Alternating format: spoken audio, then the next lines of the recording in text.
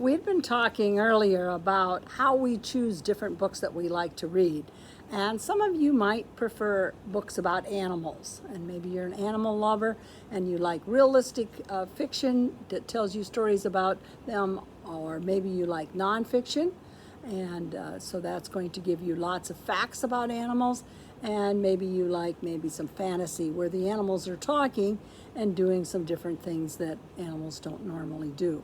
One of the series that we have at the Reach Bookstore is the Humphrey series. And Humphrey happens to be a hamster, and he has lots of adventures, lots of predicaments he gets himself into, and it's all told from his perspective. He's the one writing the story and telling the story. And we have several here. We have Winter, according to Humphrey, and we also have Spring, according to Humphrey. And the one I'm going to talk about today is called School Days, according to Humphrey. And it's written and illustrated by Betty G. Birney. Now, there isn't much in here for illustrations. It's pretty much a chapter book, which means it's mostly words. And I'm going to just tell you the chapters in here. Chapter 1 is The Worst First Day Begins. The Worst First Day Gets Worse is Chapter 2. 3, Rules, Rules, Rules. 4, Night School. 5, A Friendly Face. 6, Shake, Wiggle, and Spin. 7, A Visitor and a Visit. 8, The Worst Class in the World. 9, The Worst Class Doesn't Get Better. 10, The Very Worst Day. 11, Brisbane's Buddies. 12, Hickory Dickory Dock. Brisbane versus Beaker for 13. 14, Working Together. 15, The Best Class in the World. And it ends with Humphrey's 10 top rules for classroom pets. And I'll just read the first chapter to you while you're looking at the cover, because that's the picture that you're going to be able to look at while I'm reading. The worst first day begins. It was a quiet morning in room 26, so quiet that all I could hear was the scratch, scratch, scratching of my pencil as I wrote in my little notebook. I'm writing a poem about the end of summer, Og, I squeaked to my neighbor, the classroom frog. I am Humphrey, the classroom hamster. I'll read you what I have so far. Summer, oh summer, I hate to say goodbye. Summer, oh summer, must you end? And why? Og splashed gently in his tank as I continued. I loved summer days at Camp Happy Hollow, and now that they're over, I stopped because there was nothing more to read. Boing, Og twanged. Green frogs like him don't say ribbit. They make a sound like a broken guitar string. Boing, boing. I haven't finished it yet, Og, I explained. I have to find a word that rhymes with hollow. Wallow or swallow? I stared down at the page again. I love summer days at Camp Happy Hollow, and now that they're over, I can hardly swallow. Og dived down deeply in his tank, splashing noisily. I don't think much of that line either, I replied. I'll try again. Just then our teacher, Mrs. Brisbane, came bustling into the room carrying a stack of papers. As usual, I quickly hid my notebook behind the mirror in my cage. As much as I love humans, some things are better kept private. After all my years of teaching, I should have known by now that on the first day of school, the line for the copy machine would be out the door, Mrs. Brisbane said. She stacked the papers on her desk and stared up at the chalkboard and the bulletin boards, which were bare except for a list of rules in Mrs. Brisbane's neat printing. I'd copied those rules in my notebook while Mrs. Brisbane was down at the office, and I intended to memorize them as soon as possible. Mrs. Brisbane glanced up at the clock. School will start soon, she said, turning toward the table by the window where Og and I spend most of our time. In case you too are interested. Oh, I am, I said, and I meant it. Even though I was sorry that summer was ending, I was glad to be back in good old room 26 again. After the last camp session was over, my friend Ms. Mack brought me back to the house where Mrs. Brisbane and her husband Bert lived. Og and I spent a few weeks with them. I loved to go to the Brisbane's house, but it was so quiet there. I was looking forward to seeing my classmates again. Some of them had been at camp, like AJ, Garth, Miranda, and Saya. But I hadn't seen some of the others for an unsqueakably long time. The door swung open, and in walked the most important person at Longfellow School, Principal Morales. Mrs. Brisbane is in charge of a whole class of students, but Mr. Morales is in charge of the whole school. As usual, he was wearing an interesting tie. This one had little books in many colors. "Morning, Sue," he said to Mrs. Brisbane. "Ready to go?" "As ready as I'll ever be," she said. He walked over to our table by the window. "Guys, I hope you're all set to go back to work." "Yes, yes, yes," I answered, wishing that he could hear more than just the usual squeak, squeak, squeak humans hear. "Boing," Og agreed. "Good," the principal said, glancing up at the clock. "I'd better be outside to meet the buses." "Have a great one, Sue." "You too," Mrs. Brisbane said. She hurried back to her desk and studied a piece of paper, then began muttering strange words like Phoebe, Harry, Kelsey.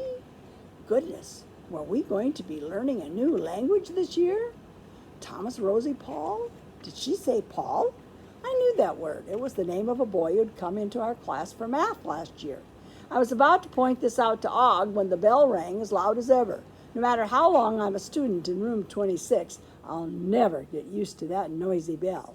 Mrs. Brisbane opened the classroom door, and soon students started to come in. I realized right away that something was wrong. Terribly wrong. Mrs. Brisbane smiled as the students entered. "Take a seat," she said. "Any seat." I climbed up high in my cage to get a better look. "Who are these kids, Og?" I asked my neighbor. "I've never seen any of them before."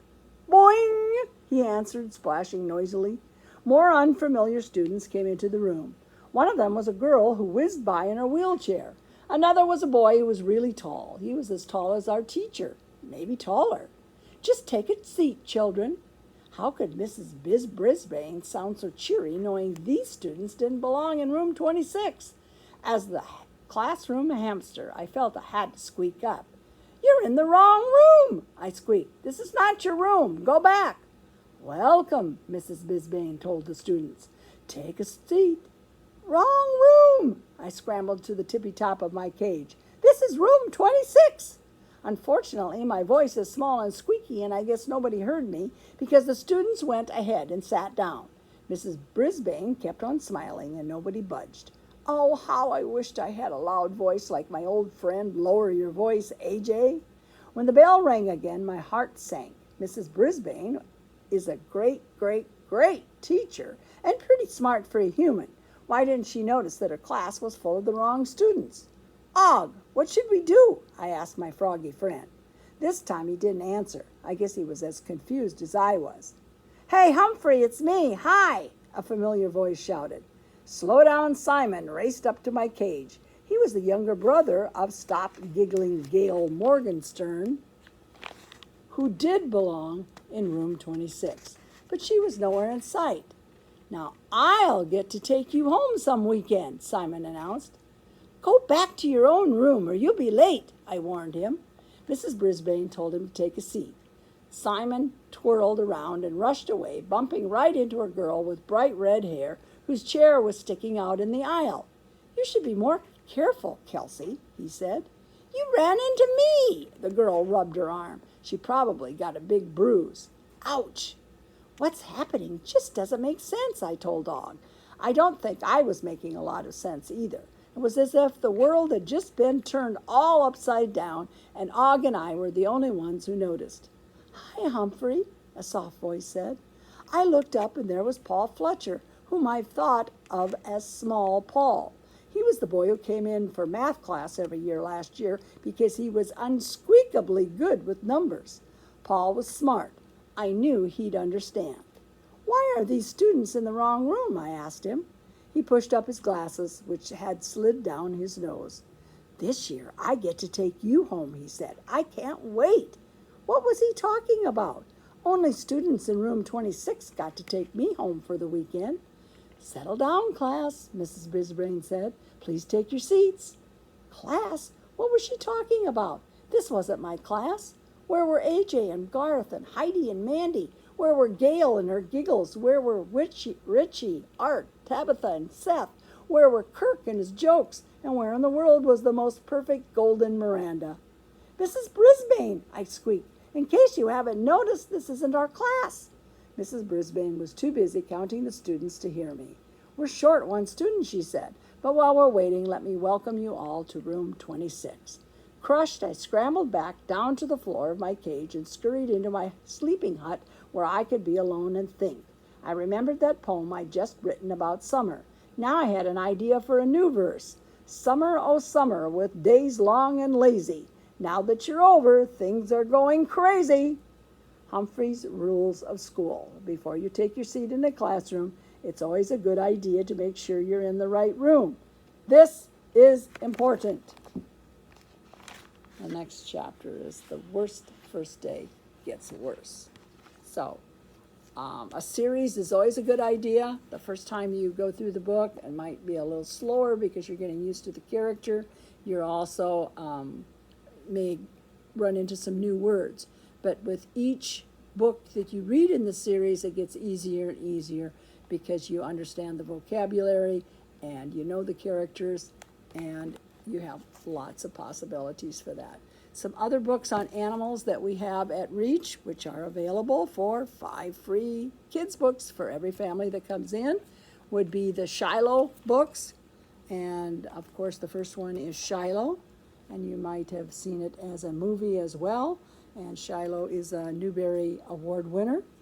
And then we have Shiloh Season, and the last one is Saving Shiloh, and it's about a boy who saves a dog and the issues that come along with that because the owner isn't happy about it, but he is mistreating the dog. And so the boy decides that he needs to give Shiloh a new home, and with that comes a lot of problems. So you'll love this series as well. Another really good author for animal books is Dick Kingsmith. This particular one is Lady Lollipop. So that might be something that you're interested. Looks like this inside. A few pictures. And this one is called Stealing Thunder. And this one is about a girl and her horse and that relationship. There's another whole series called Vet Volunteers. This particular one is about a kitty, and the kitty's name is Sunita, and the name of the book is Homeless. And then Tornado is about a boy and his dog and what happens when a tornado comes to their home, and all of the adventure that goes with that, and how he tries to keep his family together and safe. This particular one is called Horse Diaries, and it's a newer one, and I'm not really familiar with it, but if you like horses, you're going to enjoy this set. And then Bill Wallace writes lots of books about animals, and this particular one is called Goose, and then a dog named Kitty, a dog called Kitty. We have Totally Disgusting and Pick of the Litter. And those are some that we have in right now. Another really good classic is Stone Fox, and this is about a young man named Willie whose grandfather is sick and he wants to help save the farm. There's issues with finances in the family, and so he wants to win this dog race in order to get money to save the farm. And so it's kind of a little bit of an adventure story as well. And then there's a whole series of books called Magic Puppy, and there's also Magic Kitty and Magic Bunny, and again, a little bit of magic involved with this particular one. But we have a couple different bins of all different animal stories if you're interested in that as a genre. So thanks for coming, and we'll see you next time.